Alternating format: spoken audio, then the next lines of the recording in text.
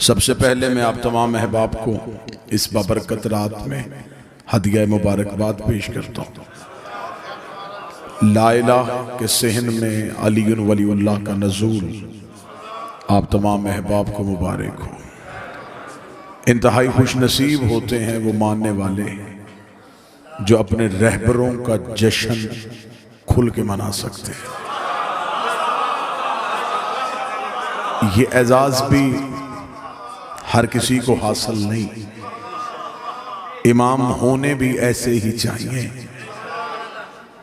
जिनकी शहादत भी मनाए और जिनकी आमद भी मनाई जा सके। हमें फ़ख्र है कि हमें अल्लाह ने ऐसे हादिये बरहक अता फरमाए। अगर हम 21 रमज़ान को अमीर अल मोमिनीन का मातम करते हैं तो 13 रजब को अमीर का जश्न भी मनाते हैं। और ये जिक्र अली का मोजज़ा है कि बंदे हमारे सिर्फ रोने पे हंसते नहीं, हमारे हंसने पे रोते भी हैं।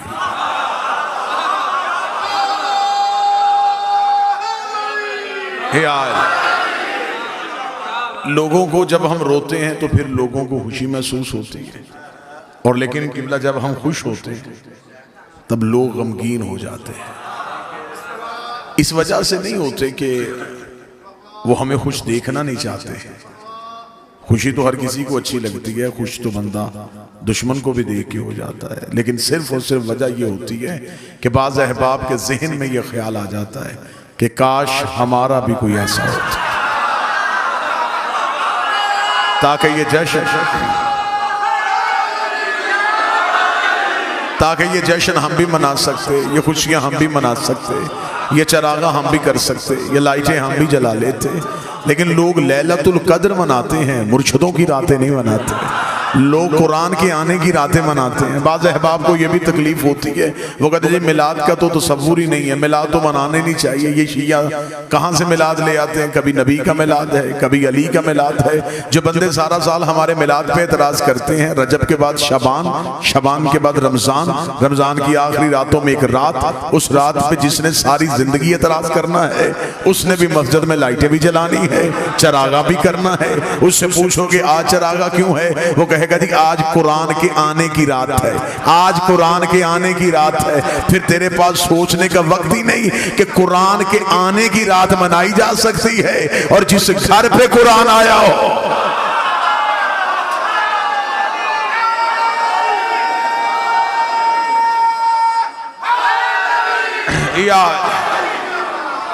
लिहाजा हम इब्तिदाई गुफ्तगू में हम खुशकिस्मत हैं कि हमारे पास ऐसे हादिये बरहक हैं कि जिनकी आमद भी हम मना सकते हैं। क्योंकि दिन मनाना मुश्किल नहीं होता, लोग दिन ढूंढ लेते हैं। बाबा जी लोगों को रिसर्च कर करके, तहकीक कर करके अगर लोगों को शहादत की तारीखें मिल जाती हैं तो यकीनन फिर लोग कहीं ना कहीं से विलादत भी ढूंढ सकते हैं। लेकिन मसला यह है कि जिसका दिन मनाया जाए उसके लिए चंद चीजों का इल्म होना जरूरी है। सबसे पहले तो मिलाद मनाने के लिए यह बताना पड़ता है कि कहां आए थे। चले मैं जुमला फिर बदल देता हूं, विलादतें मनानी नहीं पड़ती, वल्दियतें बतानी भी पड़ती।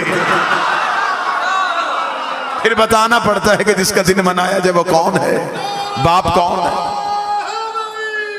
यार लिहाजा सबसे पहली हमारी खुशकिस्मती तो ये कि हमारे पास इमाम ऐसे जिनका हम जश्न और खुशी मना सकते। अब उससे आगे आ जाए तो उससे आगे आके फिर जब हम बेगानों से निकल के अपनों में आते हैं तो फिर एक बहस एक नई शुरू हो गई है, जिस बहस को कतन होना ही नहीं चाहिए कि पैदा होते हैं या नाज़िल होते हैं। मैं इंतहाई इमाम हुसैन का सबसे छोटा जाकर हूं। मैं इन हस्तियों की ना इस्मत में बहस कर सकता हूं, ना मैं इन हस्तियों की खिलकत पे बहस कर सकता हूं कि पैदा होते हैं या नाज़िल होते हैं। मेरे नजदीक ये दोनों ही लफ्ज ठीक नहीं। किबला तशरीफ फरमाए, अहले इल्म है ताईद फरमाएंगे, जो चीज नाज़िल होती है वो भी बुलंदी से पस्ती की तरफ आती है। तो जिनके सफर को मेराज कहा जाए उनके बारे में तो मैं ये भी इस्तेलाह इस्तेमाल नहीं कर सकता। मैं अब एक लफ्ज़ में रह सका, अब मैं एक लफ्ज़ एक नया आज के जश्न के हवाले से आपको हदिया करना चाहूंगा। और यकीनन रावलपिंडी में अकीदा पढ़ा भी जाता है, अकीदा सुना भी जाता है। ये लफ्ज़ अच्छा लगे तो आपने नौकर को तायद कर देनी है कि आज के जश्न के हवाले से ये जुमला बड़ा अच्छा था। क्योंकि मेरे 5वें बादशाह से आगे एक साहबी ने पूछा था कि मौला एक मोमन दूसरे मोमन से मिले तो बेहतरीन तोहफा उसे क्या देना चाहिए? अच्छा लिबास दे, बेहतर खुशबू दे, या अच्छी सवारी दे? इमाम ने फरमाया नहीं, जब भी हमारा शिया दूसरे शिया से मिले तो सबसे बेहतर तोहफा ये है एक दूसरे को हमारे फजाइल सुनाया करो, एक दूसरे को हमारी फजीलतें सुनाया करो। और अगला जो इमाम ने अजर बताया आज के जश्न के हवाले से वो अजर भी सुन लेना। इमाम ने फरमाया हमारे 2 शिया जब हमारी फजीलत में खुश होके एक दूसरे के गले मिलते हैं, उनकी बाहें छोड़ने से पहले 14 का अल्लाह उनके गुनाह माफ कर देते हैं। ये सिर्फ हमारी फजीलत की वजह। अब किसी ने कहा कि पैदा हुए और किसी ने कहा नाज़िल हुए। मैं यहां एक लफ्ज बेहतर इस्तेमाल कर लूं, मैं बार बार मुकम्मल तवज्जो चाहूंगा उस लफ्ज के लिए। बाबा जी एक लफ्ज कि ये पैदा होते, दूसरा लफ्ज ये नाज़िल होते। मैं एक लफ्ज इस्तेमाल करूंगा, न पैदा न नाज़िल। ये एक महदूद मुद्दत के लिए जब इंसान को अपने आप को देखने की ताब बख्शे उस लम्हे को इनका आना कहते हैं। और जब ये इंसान से वो ताकत छीन ले उसे इनका जाना कहते हैं।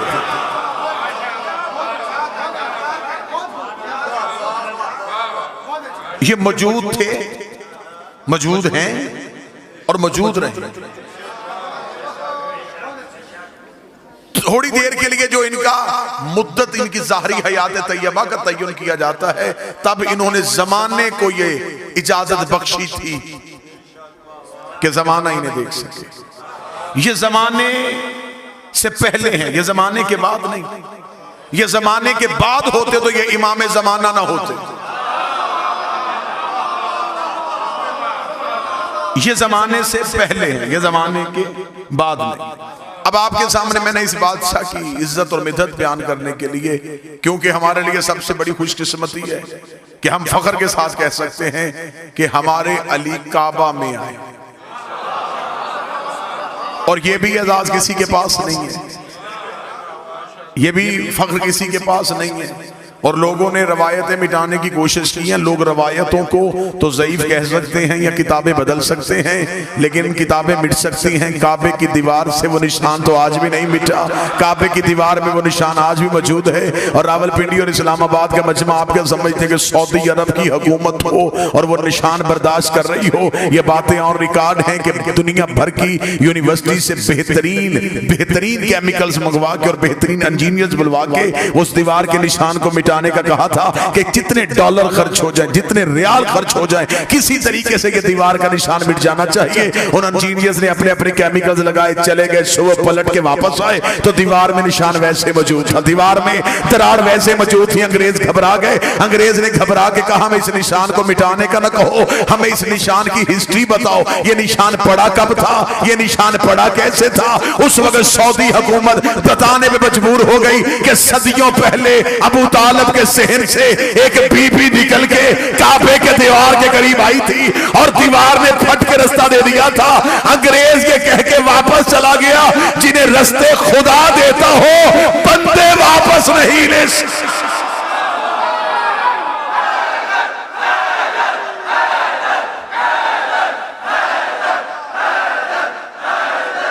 सारे बोले मिलके हैदरी।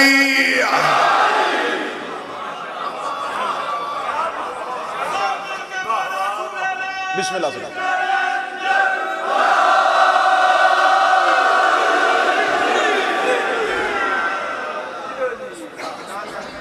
दीवार ने फट के रास्ता दे दिया और यहां से एक नबी की मां को निकाला गया। तो जो पूरी साहबान हटाया नहीं गया।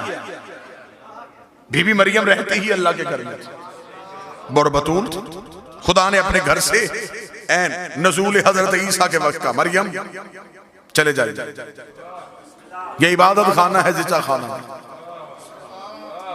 यहां बच्चे नहीं आते, यहां सजदे होते।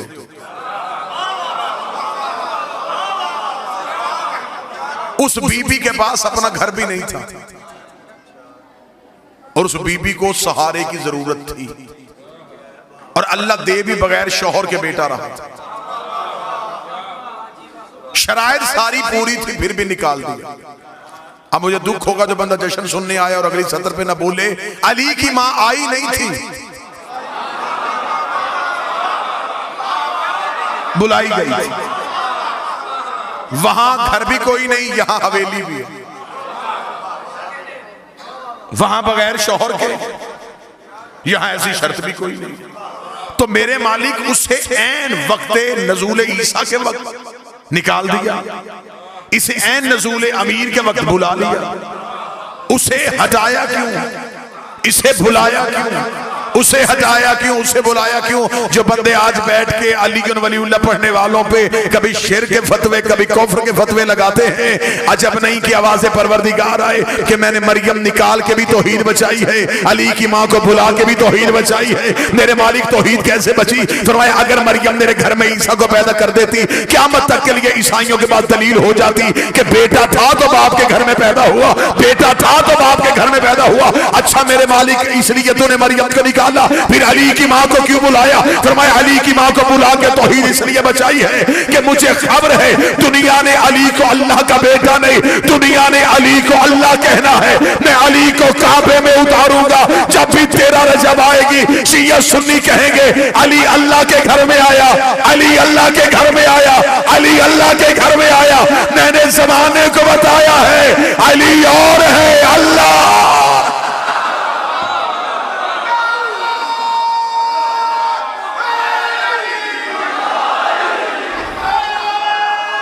बिस्मिल्लाह से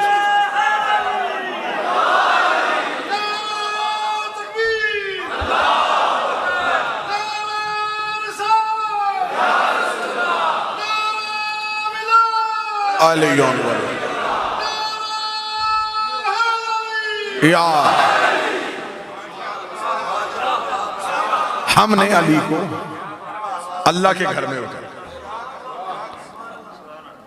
फिर जहां बीबी गई है, मैंने आपके सामने कुरान की एक आयत पढ़ी, खुदा कहता जो पहला घर इंसान की हदायत के लिए बनाया, जो हमने फजा किया इंसानियत की हदायत के लिए, वो मक्का वाला। और खुदा ने कहा उस घर का काम यह है कि वो आलमीन को हदायत करता है। सर ना हलाइएगा, जुबान को जहमत दीजिएगा। खुदा ने कुरान में कहा है कि काबा हदायत करता है, और काबे की पकीजगी पे किसी को कोई शक नहीं, क्योंकि हाथी का पाक होना जरूरी है। काबा करता है हदायत, काबा करता है जमाने को बाबा दी हदायत, और हाथी का हदायत के लिए बोलना भी जरूरी है। खुदा कुरान में कहता है कि काबा हदायत करता है। जश्न का माहौल है, मुस्कुराया भी जाए तो इबादत है। जो काबा हदायत करता है, बाबा जी मैंने उसी काबे के गिर्द लोगों की जेबें भी कट होती देखी, और खुदा कहता है ये हदायत करता है। अगर काबा हदायत करता है तो काबा रोकता क्यों? इसका मतलब है कि काबे की हदायत का मियाद ढूंढना पड़ेगा कि काबा हदायत करता कैसे, काबा हदायत करता कैसे।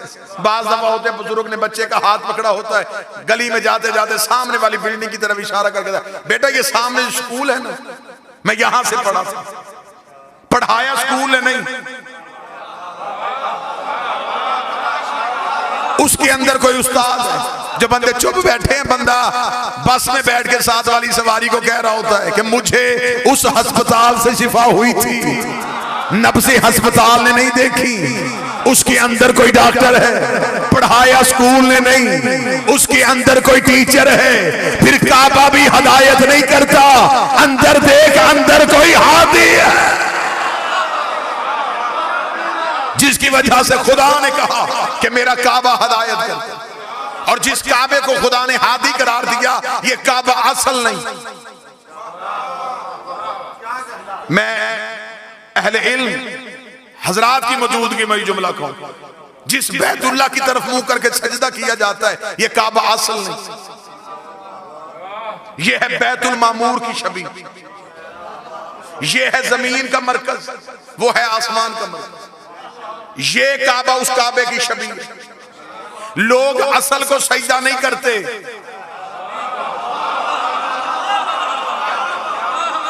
अच्छा मौलवी छवि को सजदा करे तो नमाज हो जाए।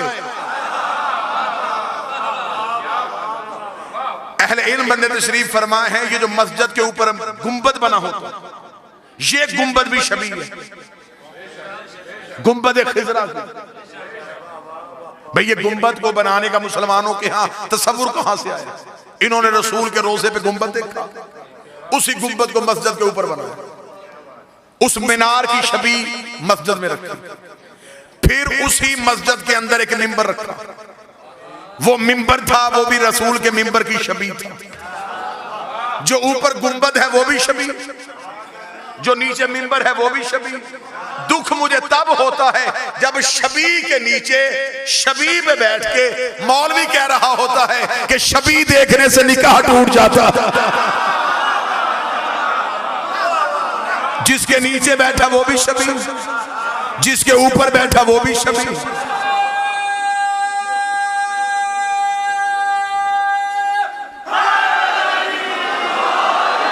ये काबा उस काबे की छवि, वो है बैतुल मामूर, ये है बैतुल्ला, ये है मट्टी का घर, ईंटों का घर, वो है नूर का घर। ये बैतुल्ला उसे देख के बनाया गया। और हजरत इब्राहिम ने खाना काबा बनाया नहीं, खाना काबा की दीवारों को बुलंद किया था। काबा पहले से मौजूद था। ये काबा उस काबे की छवि, यहां इनके जिस्म आए, वहां इनके नूर थे। यहां जिस्म आए तो जिस्मों ने तवाफ किया, वहां नूर थे तो नूरों ने तवाफ किया। वो बैतुल मामूर भी असल नहीं, उसके ऊपर भी एक काबा है जिसे अर्श रहमान कहते हैं। वो बैतुल मामूर अर्श रहमान की छवि है। उस अर्श रहमान पे कौन है? जबरील तो सिदरतुल मुंतहा पे रुक गया था।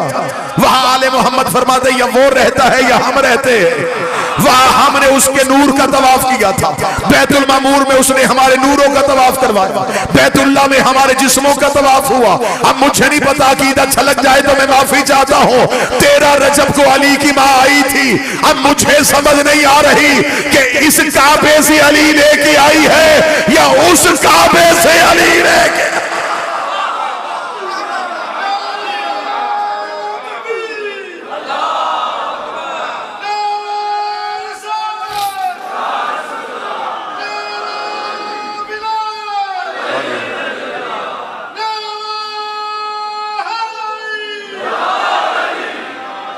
आज की रात प्योर मवालियों की रात है।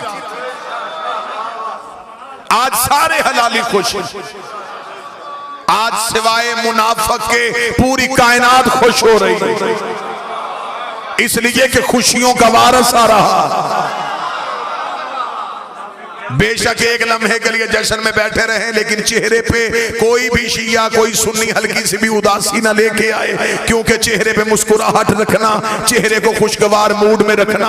हो सकता है कि फरिश्तों के कैमरे भी ऑन हो और वो शक्लें भी देख रहे हो। सुन्नी किताब में लिखा कि नबी ने मेराज में जाके फरिश्तों से पूछा था कि क्या करते हो? उन्होंने कहा सिवाय अल्लाह की इबादत के खुदा ने कोई और हुक्म दिया ही नहीं है। तो नबी ने पूछा था कभी ऐसा भी होता है जब एक दूसरे से सबकत लेने की कोशिश करते हो? उन्होंने कहा एक मौका ऐसा आता है जब हम एक दूसरे से सबकत लेते हैं। फरमाया वो कौन सा मौका? जवाब फरमाया जब फर्श में कोई भी तेरे भाई अली का नाम लेके मुस्कुराता है, एक फरिश्ता कहता मैं उसका मुंह चूमूंगा, दूसरा फरिश्ता कहता मैं इसका।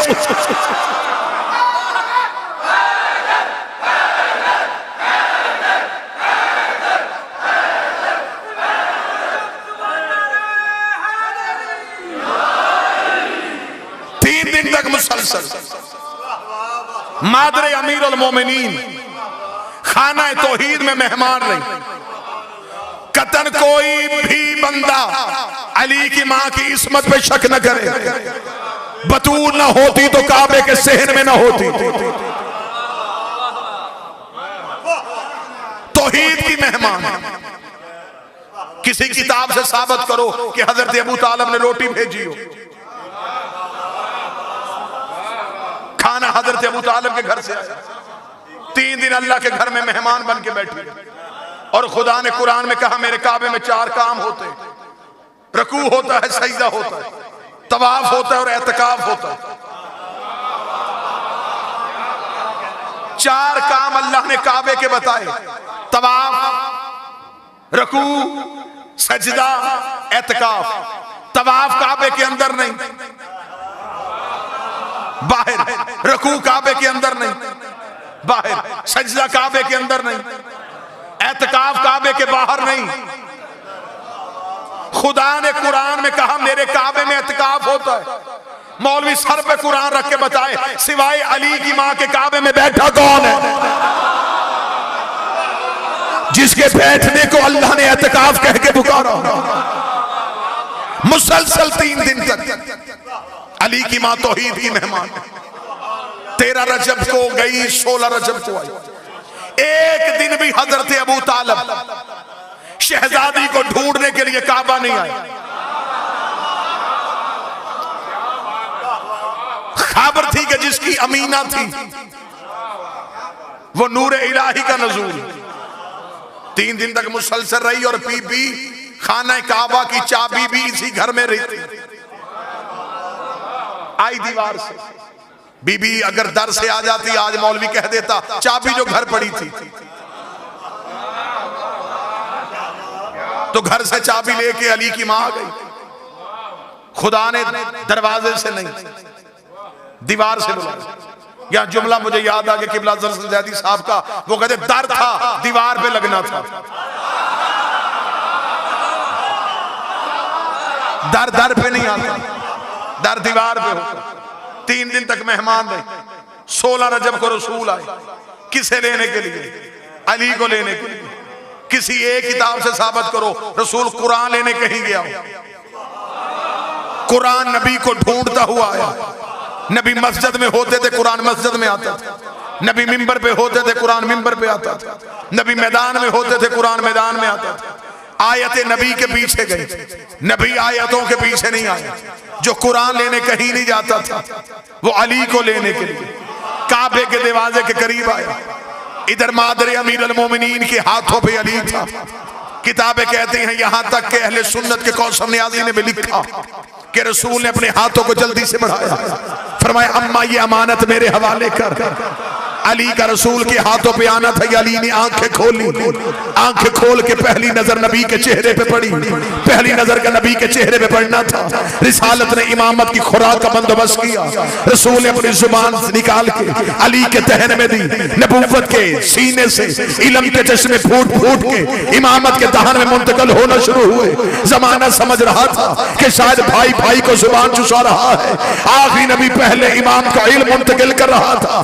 नबूवत अली को इल्म दे रही थी। या अली ने अपनी आंखें खोली। रसूल ने अली को हाथों पे उठाया हुआ था। रावलपिंडी गिरदोनवा का मजमा जो जश्न अमीर बनाने के लिए आया है, रसूल ने अली को यूं सीने से लगाया, लगा के कहा मेरे अल्लाह पहली बार मेरे हाथों पे अली आया है। मेरा जी चाहता है मैं अली को काबे के शहर में ऐसे लोरी दूं जैसे मक्के में अबू तालिब ने मुझे अपने हाथों पे लोरी दी थी। रसूल ने हाथों पे उठा के कहा लहमो का लहमी, दमो का दमी, जिस्मों का जिस्मी, हरबों का हरबी, बुग्सों का बुग्सी, अदुव्वों का अदुव्वी, अंत मिन्नी वाना मिनका। ऐ अली तेरा खून मेरा खून है, तेरा जिस्म मेरा जिस्म है, तेरा गोश्त मेरा गोश्त है, तेरी हड्डियां मेरी हड्डियां हैं, तेरे दोस्त मेरे दोस्त है, तेरे दुश्मन मेरे दुश्मन है। अंत मिन्नी वाना मिनका, तू मुझसे है मैं तुझसे हो, तू मुझसे है मैं तुझसे हो। नबी लोरी दे रहा था। ये नबी को अपने पांव पे जबरील के पैरों की सनसनाहट महसूस हुई। जबरील का खुदा कह रहा है खर्चे सारे मेरे, अली सारा तेरा।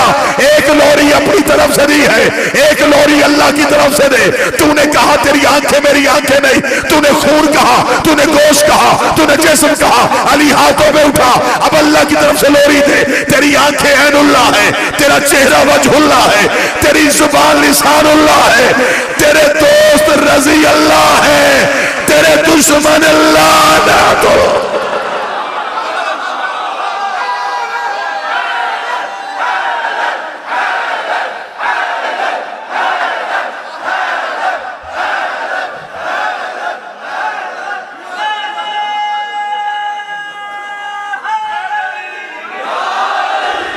जुबान रिसालत।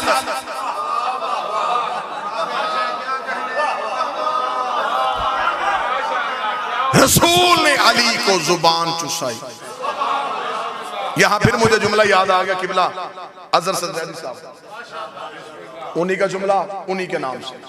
वो कहते जब रसूल ने अपनी जुबान अली के मुंह में दी, अली ने आंखें खोल के जमाने को बताया, शरीफ जुबान दे के वापस लिया नहीं करता।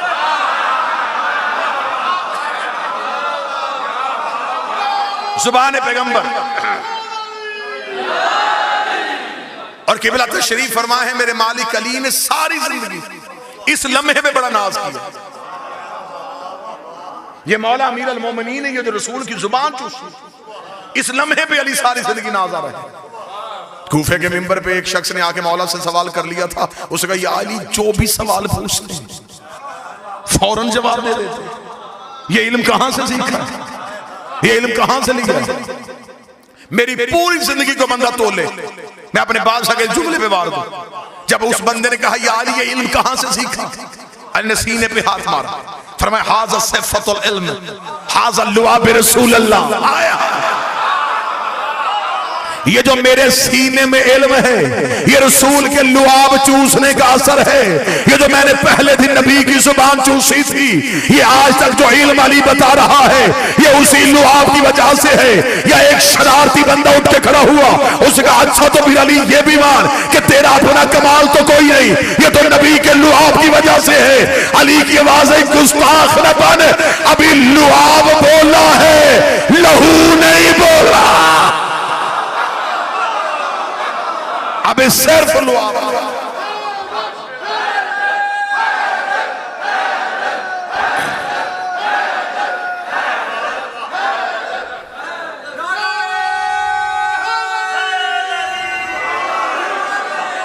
बिस्मिल्लाह। अब सिर्फ लुआबे पैगंबर बोले, यानी कि अभी तक दुनिया में जितने अलूम हैं, ये सारे कहां से खुले? अमीर अल मोमिनीन की वजह से। कार्लाइल का एक जुमला है बड़ा खूबसूरत, उसने बड़ा खूबसूरत जुमला कहा। वो मजहब के एतबार से ईसाई था, लेकिन मुसलमानों को शर्मिंदा कर गया वही जुमला। बाबा जी उसने कहा, काश दुनिया अली को मैदान जंग में मसरूफ न रखती। उसने कहा, कितने बदनसीब हो मुसलमानों, तुम्हारे पास अली जैसी शख्सियत थी। तुमने कभी खैबर में, कभी खंदक, कभी सफीन में, कभी नहरवान में खड़ा किया। उसने कहा, काश तुम मुसलमान अली को तलवार दे के मैदान में खड़ा ना करते, अली को सिर्फ मिंबर पे बिठाया जाता। ये सिर्फ बोलता। उसने कहा, अगर इसे सारी जिंदगी बोलने दिया जाता तो ये इल्म की इतनी दुनियाएं तख्लीक कर देता कि क़यामत तक रिसर्च की जरूरत ही न पड़ती। क़यामत तक रिसर्च। आज दुनिया के पास जितना इल्म है, इस सब की इब्तदा जो है वो अमीर अल मोमिनीन से मिले। हर इल्म की गिरहा खोल के जमाने के सामने फेंका है। और अली फरमा रहे, जितना इल्म है ये रसूल के लुआब की वजह से, रसूल के लुआब की वजह से। सुन्नी किताबों में हदीस दिखाने के लिए तैयार हो, किबला मेरी ताईद फरमाएंगे। अहले सुन्नत किताबों में लिखा है, ये जितने अंबिया बने थे ये नबी के पसीने से बने थे। इस नूर से जो नूरानी पसीना जारी हुआ, पसीने से मुराद ये नहीं होता बदन का पसीना। पसीना क्या है? हमारे जिस्म की जो नमकियात जो खारिज होती है उसे हम पसीना कहते हैं। और जो नूर से खारिज हो, माज़अल्लाह सुम्मा माज़अल्लाह, वो कसाफत नहीं, वो तो नूर ही है। नूर से नूर ही गिरता है। फरमाया, जो नूर से नूर के कतरे गिरे, खुदा ने उन कतरों के सदके नबी बनाए। नूर से नूर गिरा, कोई आदम सफीउल्लाह, कोई नूह नजीउल्लाह, कोई इब्राहिम खलीलुल्लाह, कोई मूसा कलीमुल्लाह। बातें करें तो फिर करें कहां, सुनाएं तो फिर सुनाएं कहां। जिगर फटता है जब बंदे सर पे अमामा रख के कहते हैं ये भी मासूम नहीं है, ये भी मासूम नहीं है, ये भी मासूम नहीं है। वो मौलवी इतनी जुर्रत पैदा करे, वो हजरत इब्राहिम को कहे मासूम नहीं, हजरत इस्माइल को कहे मासूम नहीं। अगर ये सारे नबी मासूम हैं तो कैसे बने थे? नबी के पसीने से, फिर डूब के के मर जा। जब जो सीने से बने वो मासूम हो सकते हैं तो जो खून मोहम्मद से बने, जिनकी रगों में नबी का लहू, आले मोहम्मद के मजहब में मासूमीन की मनसूस मिन अल्लाह तदाद 14, लेकिन इस घर के अफराद इस्मत के दर्जों पे फाइज, बिलखसूस बिलाग सरकार हजरत अबुल फजल अब्बास फातिह शाम शहजादा मादर अमीर अल मोमिनीन सरकार हजरत अली अकबर, ये वो शख्सियात है जो इस्मत के दर्जों पे फाइज। जितनी भी इल्म की दुनियाएं खुली, किसने खोली? अली ने। आज दुनिया में जितना अलूम है ये अमीर अल मोमिनीन की, हत्ता कि यहां तक कि एक यूरोपीय मुफक्कर ने किताब लिखी थी दी आंट, उसने 20 साल रिसर्च करके चींटी पे किताब लिखी। बाबा जी 20 साल वो जंगलों में, सहराओं में, मैदानी इलाकों में वो चींटी पे रिसर्च करता, किस इलाके में कौन सी चींटियां रहती, रंगतें क्या हैं। उसने 20 साल अपने जाया किए। 20 साल के बाद उसने इतनी मोटी किताब लिखी और सिर्फ चींटी थी। किताब मार्केट में आई, लोगों ने उस किताब को देख के हैरानगी का इजहार, यार ये बंदा इतना बड़ा रिसर्च स्कॉलर, ये 20 साल सिर्फ चींटी पे देखता रहा। नजफ के एक तालिबे इल्म ने उसे अमीर अल मोमिनीन का एक खुतबा भेज दिया। बाबा जी सदात बैठे, उसने वो खुतबा पढ़ा। खुतबा पढ़ने के बाद उसने मेरे सर पे हाथ मार का, काश मैं अली का ये खुतबा पहले पढ़ लेता, मेरे 20 साल जाया ना होते। मैंने तो इतना बताया कि चींटियों की नस्लें कितनी हैं, ये सदियों पहले बता गया कि चींटी के जिस्म में रगे कितनी है। मैंने 20 साल लगा, मेरे 20 साल लगे और सिर्फ इतना जान सका कि चींटियों की नस्लें कितनी। सदियों पहले मुसलमानों में कैसी शख्सियत भी थी जिसने यह भी बता दिया कि चींटी के जिस्म में रगे कितनी। बादशाह ने वहां फरमाया था, अमीर ने फरमाया था कि चींटी जब भी चलती है ये कितार में चलती है। अमीर अल मोमिनीन रेत पे बैठे हुए थे तो एक शख्स ने आके इमाम से सवाल किया था कि हर चीज में खुदा ने कोई ना कोई राज रखा है, बताइए इस चींटी में क्या राज है। तो अमीर अल मोमिनीन ने वहीं पे एक फिलबदी खुतबा जारी किया। मौला ने फरमाया कि अल्लाह ने चींटी को, और मौला ने फरमाया था कि चींटी की खुराक पूरे साल की गंदम का एक दाना। अमीर ने फरमाया था कि चींटी जब दाने को स्टोर करती है तो इसे 4 हिस्सों में करती है, 2 हिस्सों में काट के नहीं रखती। अल्लाह ने इसे भी इतना शऊर दिया है कि दाने को 2 हिस्सों में रखूंगी तो फिर पौधा उगाएगा।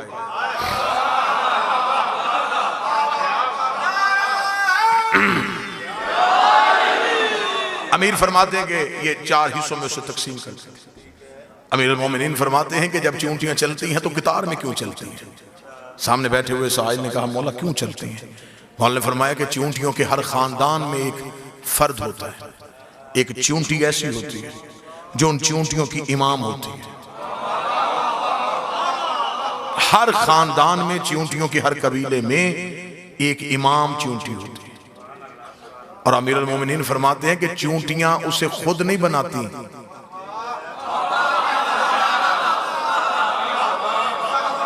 चींटियां भी अपना इमाम खुद नहीं बनाती।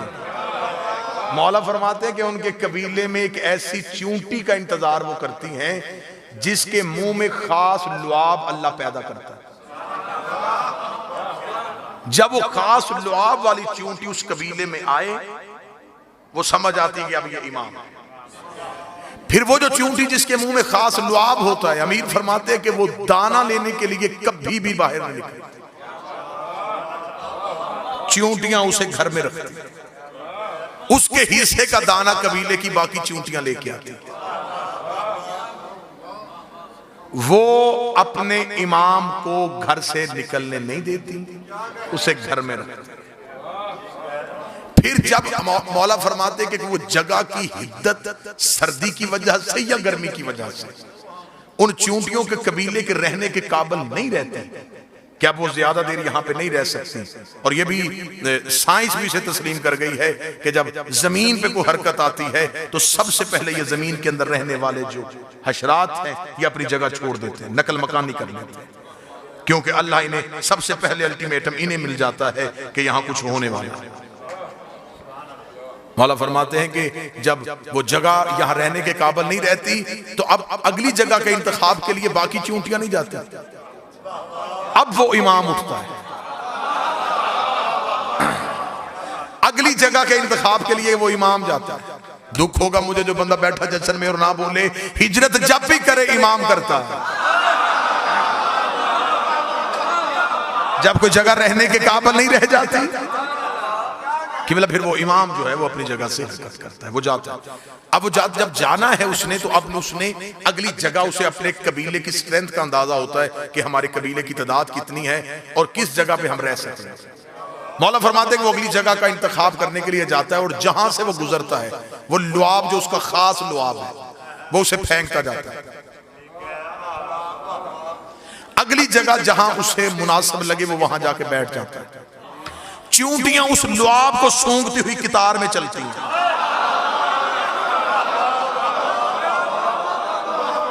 दुख लेके जाऊंगा जो बंदा ना बोले। चूंटियां भी जानती हैं कि अपने इमाम के रास्ते से हटी तो भटक जाएंगी। चूंटियों का सराते मुस्तकीम भी उनका इमाम बनाता था। अमीरुल मोमिनीन ने पूरा खुतबा चूंटी में दे दिया। इल्म की जितनी गरहें खोली ये सारी की सारी। अभी रजब में दिन गुजर के गया है सरकार इमाम अली नकी अलैहिस्सलाम के हवाले से। अल्लाहुम्मा सल्ली अला मुहम्मद व आले मुहम्मद। सरकार मोहम्मद तकी अलैहिस्सलाम का दिन गुजरा तो लिहाजा यहाँ तकवी नकवी सदात तशरीफ फरमा है। मुझे बहुत बेहतर लगी एक राइटर की एक बात। उसने कहा मैंने शिया मजहब के जो 12 आइमा हैं इनकी सवाने हयात को सारी पढ़ा। उसने कहा मुझे सबसे ज्यादा लुत्फ जो है वो इस बात पे आया कि इस घर में ऐसे भी लोग आए हैं जो बचपन में मिंबर पे बैठ के इल्म बताया करते थे। उसने कहा मुझे इनकी जिंदगी का सबसे बड़ा लुत्फ ये आया कि उस्ताद 6 साल का होता था, शागिर्द 100 साल का होता था।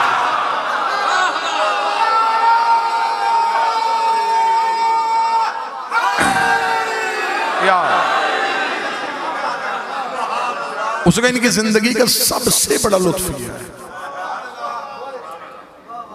सरकार मोहम्मद तकी अलैहिस्सलाम के मुनासबत से उसने ये जुमला लिखा था क्योंकि 9 साल की उम्र में दस्तार इमामत सर पे रख दी गई थी इस शहंशाह से। तो मुझे यहाँ पे जुमला याद आ गया तो मैं यहीं पे कोट करता जाऊं कि क्योंकि जो वालिद गिरामी थे वो बगदाद में थे तो हाकिम ने कोशिश की। उसने कहा कि इसी तरीके से इस इमाम की जितनी भी निगरानी है हम अपनी हुकूमत के ज़ेरे निगरानी करवाएं। और उसने एक उस्ताद का इंतखाब किया। उसने कहा कोई ऐसा उस्ताद मिले जो इन्हें पढ़ाए ताकि हम इन्हें अपने अलूम जो हैं वो पढ़ाएं और ये इल्म इनका रुक जाए और ये बचपन सीखने की उम्र होती है तो ये हमारे अलूम सीख जाए। तो उसने पूरे जमाने पे निगाह करके तो उसने उबैदुल्लाह जुनैदी को ढूंढा। उबैदुल्लाह जुनैदी से उन्होंने कहा कि आला मनसब मिलेगा, जितना खजाना चाहेगा वो मिलेगा, तूने सिर्फ ये करना है कि तूने रसूल के बेटे को पढ़ाना है। उसने भी चैलेंज को कबूल कर लिया, चला गया। 1 माह मुसलसल गुजर गया। 1 माह के बाद हाकिम ने कहा, गवर्नर ने मदीना ने कहा उसे जरा बुलाएं तो सही। उसे एक अहम काम की जिम्मेदारी दी थी। उसने क्या किया, जब उसे दरबार में बुलाया गया तो यहीं पे जुमले का नशा पूरा हो जाएगा। जब हाकिम ने उसे बुला के कहा कि जुनैदी उस बच्चे का क्या बना, उसने आंखों में आंखें डाला, खबरदार उसे बच्चा ना कहना, वो मेरा उस्ताद है। उसे बच्चा ना कहना, वो मेरा उस्ताद है, इतना कहना था, मैं परेशान हो गया।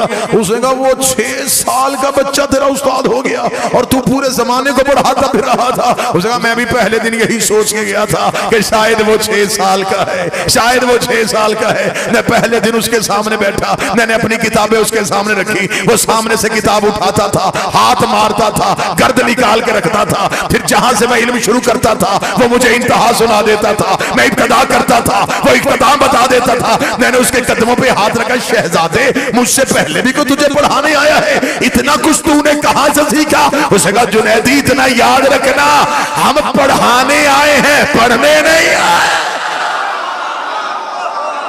हम सिखाने आए हैं, हम सीखने नहीं आए।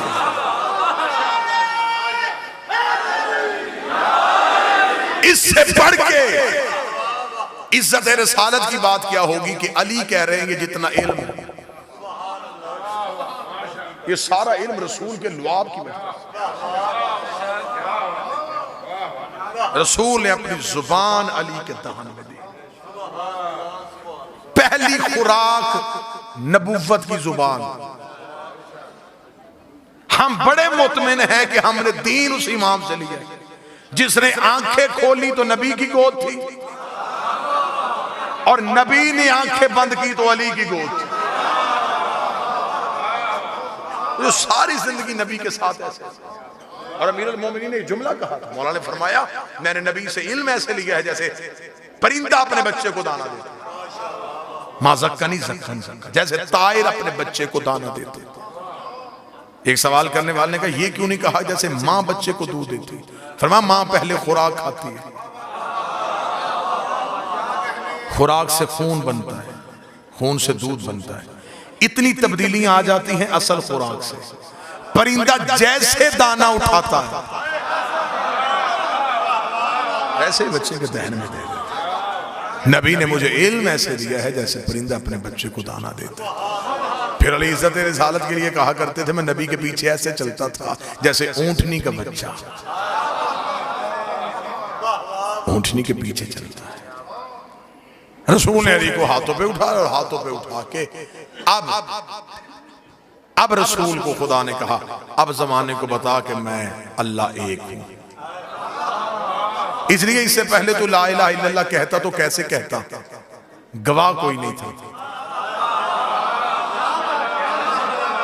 इससे पहले तो क्या नहीं कर, तू दावा कर नहीं सकता, तू दावा कैसे करता? तेरे पास दावा था, गवाह नहीं था। अब तू दावा कर दे, गवाह मैंने भेज दिया। तूने मुझसे मांगा था सुल्तान नसीरा, मैंने तुझे अता कर दिया। अब तुझे ला इलाहा की बात भी करनी पड़ेगी इसके आसरे से। तू ला इलाहा इल्लल्लाह कहेगा, गवाही ये दे। तू मोहम्मद रसूलुल्लाह कहेगा, गवाही ये दे। फिर याद रखना अगर इसने ला इलाहा इल्लल्लाह और मोहम्मद रसूलुल्लाह दोनों की गवाही दे दी फिर हम दोनों पे आजब हो जाएगा, फिर हमने भी अली वलीउल्लाह की गवाही दिलवानी है। ये फिर हमें मनवाएगा। ये जो मौला अली भी काबा में आया ये भी एहसान का बदला था। अबू तालिब मेरा नबी आया तेरे घर में, परेशान हो गए तो मैं छोड़ूं? तेरा अली आया मेरे घर में, तू मेरे नबी का नाम मोहम्मद रख, मैं तेरे बेटे का नाम अली रखता हूं। लेकिन अबू तालिब ऐसे नहीं, अगर एहसान के बदले एहसान की सूरत में देता रहा कल को बंदे कहेंगे अल्लाह हो के बंदे से बंदा हो के अल्लाह से मुकाबला, अल्लाह हो के बंदे से मुकाबला। एक एहसान मैं तुझसे बढ़ के कर देता हूँ, मेरा नबी अबू तालिब के घर में, मेरा इर्स का अली मेरे घर में, इसे मेरे नबी का नाम मोहम्मद रखा, मैंने इसके बेटे का नाम अली रखा। एक एहसान अबू तालिब में बढ़ के करता हूँ, तू मेरे नबी का निकाह फर्श में बढ़ा, मैं तेरे अली का निकाह अर्श में बढ़ा।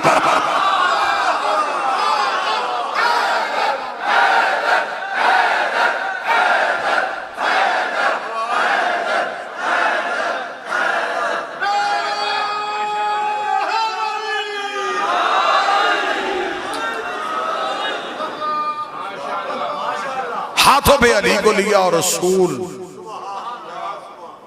काबा से बाहर आए। अब रसूल के चलने का अंदाज बड़ा निराला था। अब मोहम्मद रसूलुल्लाह की टेक आ गई थी। अब अली वलीउल्लाह की सूरत में मुहाफ़िज़े तौहीद आ गया था। अब रसूल जमाने की आंखों में आंखें डालकर कूलू ला इलाहा इल्लल्लाह, अब कहो कि अल्लाह एक है। जब अरब के जाहिलों ने कहा तुझे किसने कहा अल्लाह एक है, तो फिर यही अली बचपन का उठता, मैं गवाही देता हूं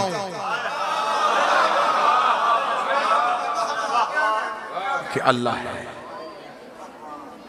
रसूल ने दावा किया, अमीर ने गवाही दी। आज पूरी दुनिया में मुसलमान वो गवाही दोहरा रहे हैं। हम गवाही देते हैं अल्लाह है। ये हमने गवाही किसके कहने पे दी?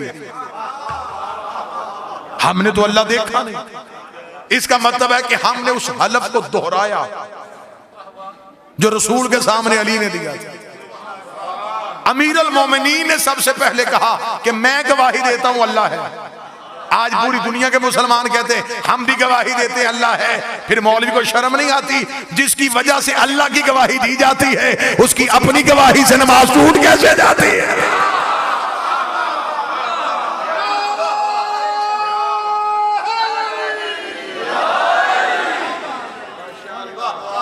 फिर यहां पे आके कुतुब ने तवारीख ने एक वो चैप्टर भी लिखा कि जब एक शख्स एक सांप लेके आ गया और अमीर अल मोमिनीन ने उसे 2 बराबर हिस्सों में तकसीम कर दिया, अजधर को चीर दिया। यमन के एक शहजादे ने कब्र अली पे आके चैलेंज किया था। उसने आके कहा था, उसने कहा वो बड़ा जंगजू था, उसे अपनी तलवारबाजी पे बड़ा अबूर था। उसने अमीर अल मोमिनीन की कब्र पे आके कहा, उसने कहा काश अली मैं तेरे दौर में होता तो मैं भी तुझे अपनी तलवार के चलाने का अंदाज सिखाता। अभी वो दावा करके उठा नहीं था या 2 बराबर हिस्सों में तकसीम होकर गिर गए। लाश उठा के यमन पहुंचाई गई। जब उसके बाप के सामने लाश गई, उसका कैसे मेरा बेटा कत्ल हो? उसका गुजर रहे थे शिकार की तलाश में, ये नजफ रुक गया था। इसने अली की कब्र पे यह दावा किया था और इसकी लाश वहीं पे 2 हिस्सों में तकसीम हो गई। जुमले तारीख में बाप ने कहा तराजू लाके मेरे बेटे की लाश के दोनों हिस्से तोलो।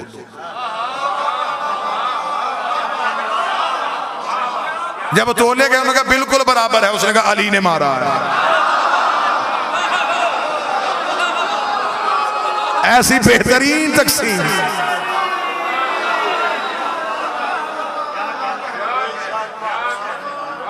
बेहतरीन तकसीम सिवाय अली के कोई कर नहीं सकता।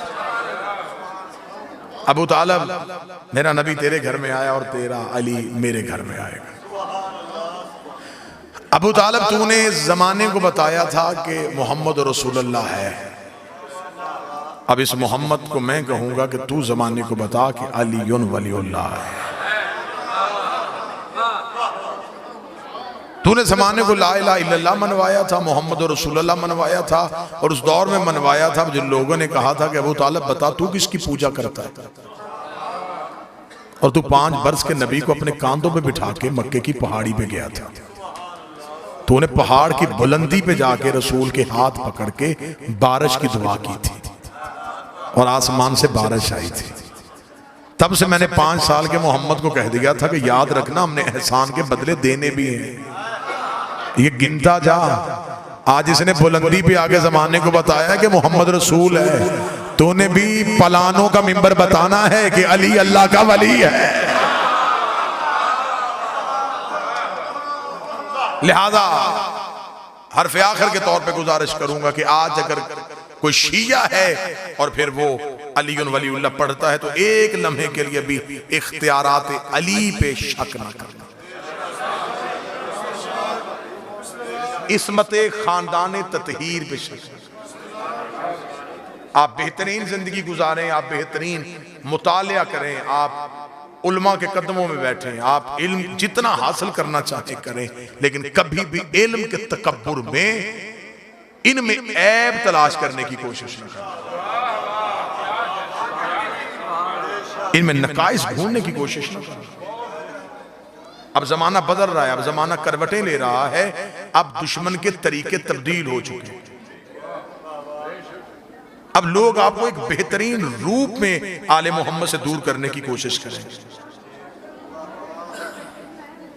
इनकारे विलायत अमीरुल मोमिनीन वो जुर्म है जिसकी माफी नहीं।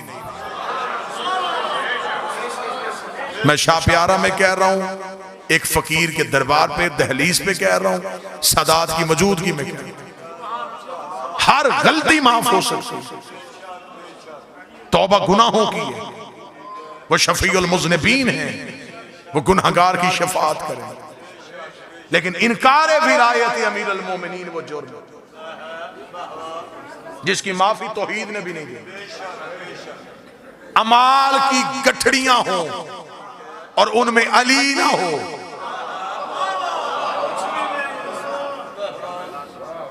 तो रसूल फरमाते हैं कि जन्नत क्या, जन्नत की खुशबू को भी नहीं सूंघती।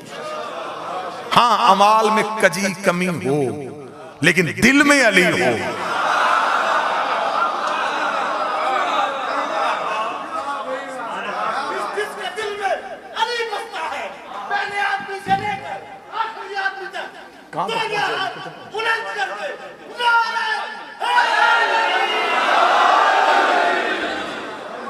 लिहाजा जश्न हो चुका, सलाम आपका हो गया, सदात का हुक्म था, आपके चेहरों की ज़ियारत हो गई।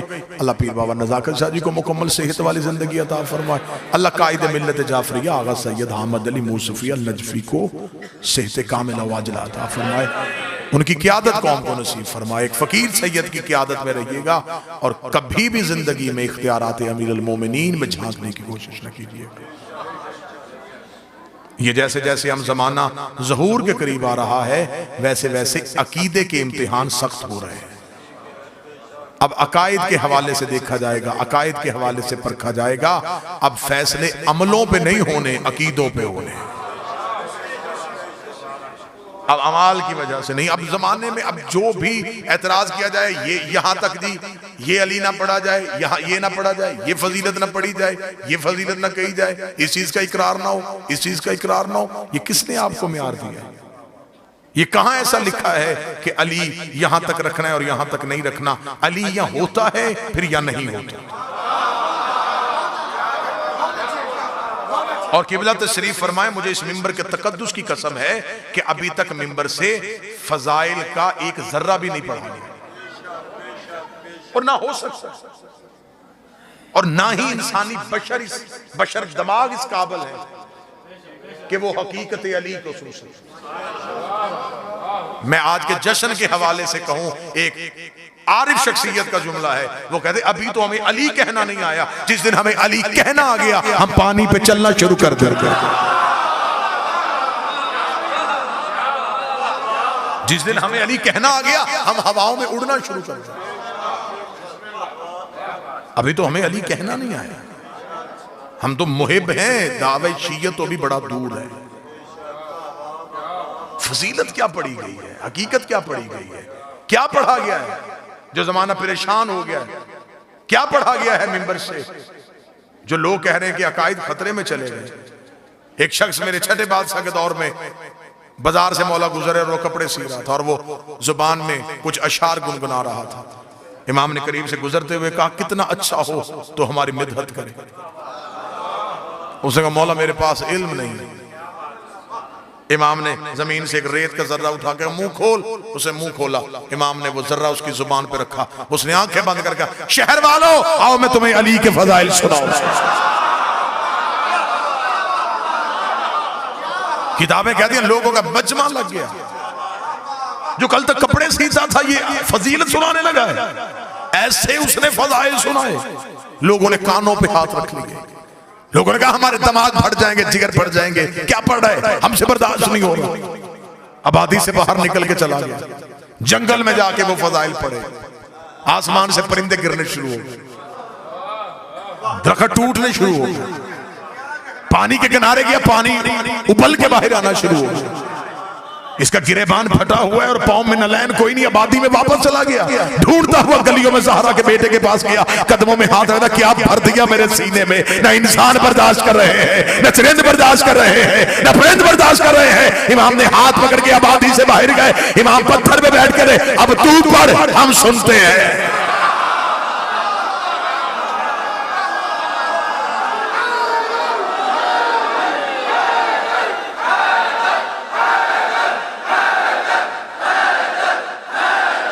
सारे बोलो मिल के हैदरी। लिहाजा इनसे इरफान की भीख मांगे। आपके सामने फजीलत का कोई जुमला पढ़ा जाए और अगर आपका ज़हन उसे तस्लीम न करे, शक न करना, मौला से इरफान की खैरात मांगना। अगर तुम्हें उस काबिल समझेंगे तो मार्फत अता कर देंगे, वरना वो फजीलत तुमसे वापस ले लेंगे। शक की गुंजाइश तो फिर भी किसी सूरत में नहीं है। इनकी फजीलत में, इनकी विलायत पे, इनकी इस्मत पे, इनकी तहारत पे आप शक नहीं कर सकते। हमेशा के लिए जिंदा रहना चाहते हैं, विलायत अली न छोड़िएगा, मातम शब्बीर न छोड़िएगा, इज्जतदार अकीदे वाले सैयद की तौहीन न कीजिएगा और ज़हरा के दुश्मन की कभी इज्जत न कीजिएगा।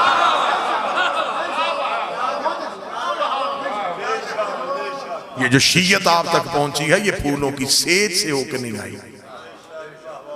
अल्हम्दुलिल्लाह मैं मिंबर आले रसूल पे इतने लोगों के सामने इस पाक धरती पे कह रहा हूं, हमारा अकीदा तौहीद वही है जो हमें आले मोहम्मद ने अता किया। हमारा अकीदा रिसालत वही है जैसा हमें अली ने रसूल का एहतराम बताया। हम 12 आइमा की इमामत के कायल हैं, चहारदा की इस्मत व तहारत के कायल हैं, लेकिन इसी इस्मत को इस खानवादा में मुसलसल समझते हैं, इस घर के अफराद को इस्मत के खासे में समझते हैं। आज मौलवी मस्जिद का दरवाजा खोल के कह रहा है अल्लाह को पहचानना, हिंदू मंदिर की घंटी बजा के कह रहा है अल्लाह को पहचानना, ईसाई चर्च का दरवाजा खोल के कह रहा है अल्लाह को पहचानना, हर कोई कह रहा अल्लाह को पहचानो, अल्लाह को पहचानो, अल्लाह को पहचानो, अल्लाह को पहचानो। अकेला अली था जो कूफे के मिंबर पे कह रहा था पहले खुद को पहचानो। जब तक तुम्हें तुम्हारी मार्फत नहीं होगी तब तक तुम्हें अल्लाह की मार्फत नहीं होगी। पहले अपने सर से लेके पांव तक अपनी शख्सियत को देखो, अपनी हसीयत को देखो, अपनी औकात को देखो। बस हमें इतना ही फख्र है, हमें उस अल्लाह का आज की रात में अपने बादशाह का इतना शुक्र। ये सिर्फ मौला अली कह सकते थे, ये मौला अमीर से पहले ना किसी ने कहा ना बाद में कोई कहेगा कि ऐ मेरे अल्लाह मैं तेरी इबादत। यही जुमला अमीर अल मोमिनीन की फजीलत के लिए काफी है कि मेरे अल्लाह मैं तेरी इबादत, तेरी जन्नत के लालच में नहीं करता, मैं तेरी इबादत तेरे जहन्नम के खौफ से नहीं करता, मैंने तुझे लायक पाया इबादत का,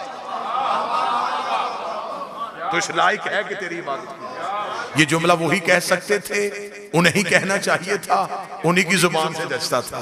हम तो आज शबे नजूल है मेरे मालिक तेरी, हम ये सारे शिया सुन्नी आए, मेरे मालिक मैं इन सब की जुबान बनके इन सब की इजाजत के साथ मेरे मालिक मैं आज की रात पे आपको कहने लगा हूं, या अली हम आपको मौला जन्नत के लालच में नहीं मानते, या अली हम आपको मौला जहन्नम के डर से नहीं मानते, या अली हम आपको मौला इसलिए मानते हैं आप लायक ही मौला के हैं।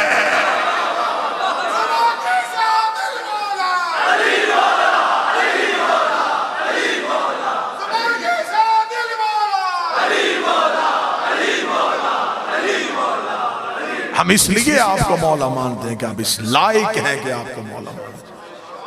ये उसका करम है कि उसने हमें अली जैसा इमाम अता कर दिया। और हमेशा इंसान की ये फितरत है कि इंसान के पास जो चीज हो उसकी कदर नहीं होती। हमारे पास विलायत अली जैसा हथियार मौजूद है।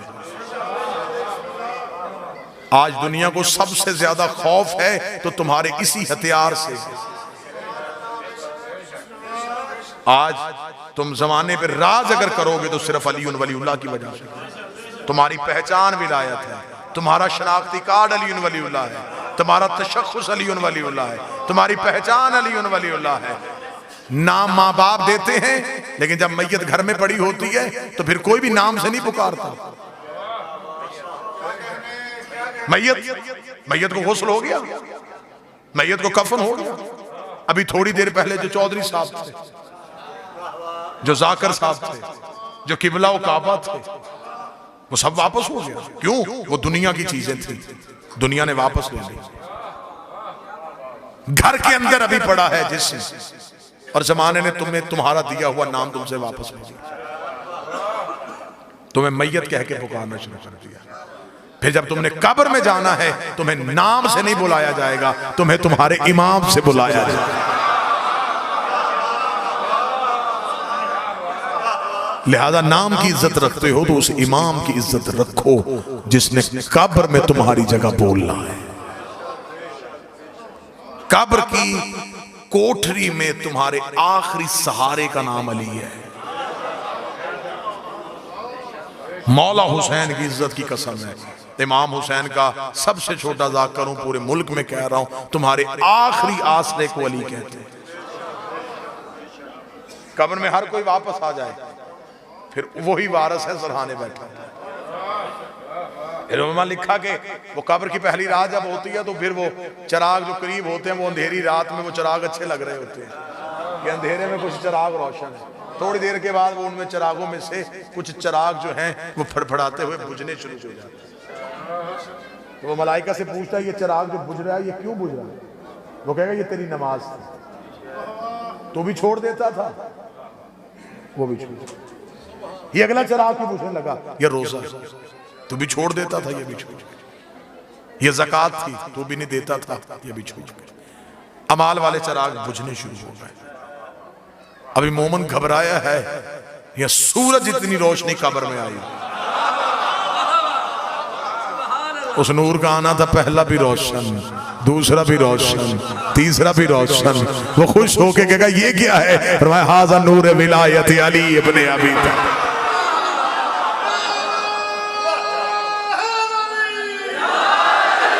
ये है विलायत अमीर अल मोमिनीन का नूर। जिस अली वलीउल्लाह पे तू सारी जिंदगी गवाही देता रहा, आज वही अली तेरी गवाही देने के लिए आज। लिहाजा आज के जश्न के हवाले से मेरा पैगाम, बस नारे हो चुके, दाद हो चुकी। कल फिर इंशाअल्लाह बंगश कॉलोनी दरबार सरकार शाह चंद चिराग आपके सामने हाजिरियां कल रात को होंगी। गुजारिश और इस्तदा सिर्फ इतनी है कि अगर अली को मानो तो फिर अली की मानो। जमाने के सामने एक बेहतरीन शिया के रूप में आए ताकि कोई बंदा हमारी वजह से हमारे मजहब पे इल्जाम न लगा सके। हम जमाने को खुल के अपना अकीदा बताएं। हम ला इलाहा इल्लल्लाह के कायल हैं, हम अल्लाह को वहदहू ला शरीक समझते हैं, बेमिसलो बेमिसाल समझते हैं।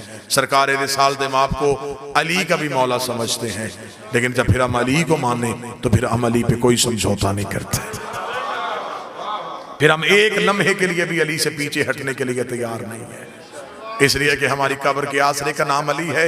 और जब क़यामत के मैदान में खड़े होंगे तो जब मौलवी ने कहा है कि वो एक दिन होगा जब सूरज सवा नेज़े पे आ जाएगा और बदनों को पसीना आ जाएगा।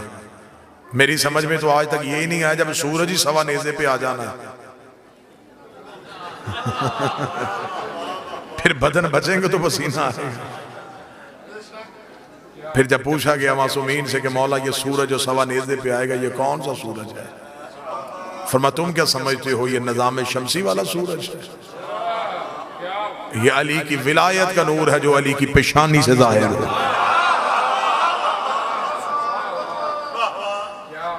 मौला उसमें क्या होगा? फरमाया कुछ जल जाएंगे और कुछ ठंडक महसूस करेंगे। हाय हाय हाय,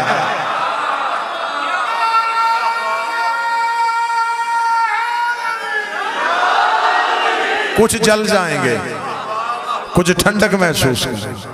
मौला जलेगा कौन और ठंडक में कौन होगा? फरमाइए विलायत का नूर है। जो इकरार वाले होंगे वो ठंडक में आ जाएंगे, जो इनकार वाले होंगे वो जल जाएंगे। जब से मैंने ये पढ़ा है तब से मुझे बड़ा लुत्फ आया है। या अली तेरे दुश्मन का मुकद्दर ही अजीब है, यहां भी जलना वहां भी जलना। ये अली की विलायत का नूर है जो अली की पेशानी से जाहिर होगा। फिर फरमाया कि वो एक तेज धार तलवार होगी, वो बाल से ज्यादा बारीक होगी, तलवार से ज्यादा तेज होगी, आग से ज्यादा गर्म होगी। आ जाए बिस्मिल्लाह। मौला आपको इज्जतें आए, बिस्मिल्लाह।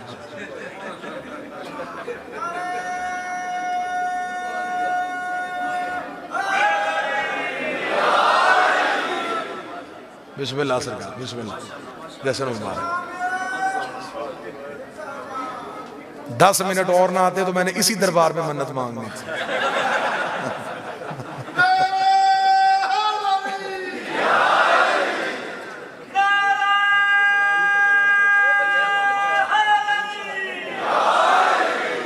मौला आले मोहम्मद इज्जतों के साथ नवाजे बरादर ज़ी वकार जनाबे मुर्तज़ा कंबर साहब तशरीफ ले आए। जश्न का माहौल, वो हमारे मिंबर का नाम है किबला अली नासर हुसैनी साहब, फिलबदी लहजे के खतीब हैं। तो उन्होंने मुझसे एक दिन पूछा था, उसने कहा मुझे आज तक ये समझ में नहीं आया मौलवी जश्न कैसे ख़त्म करे, ये जाकर तो बोलो बोलो सखी लाल में ख़त्म कर लेते हैं।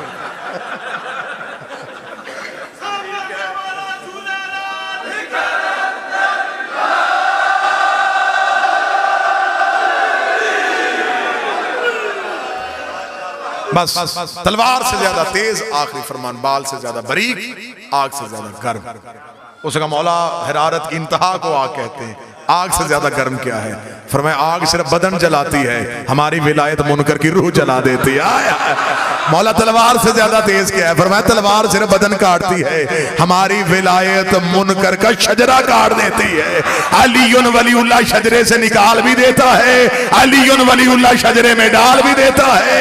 नूह के बेटे ने नूह के बाप होने का इनकार नहीं, नूह के इख्तियार का इनकार किया था, अल्लाह ने उसे शजरे से निकाल दिया। मोहम्मद बिन अबी बकर ने अली की विलायत का ऐलान किया था, अली ने शजरे में डाल लिया। सारे मिलके नाराए हैदरी।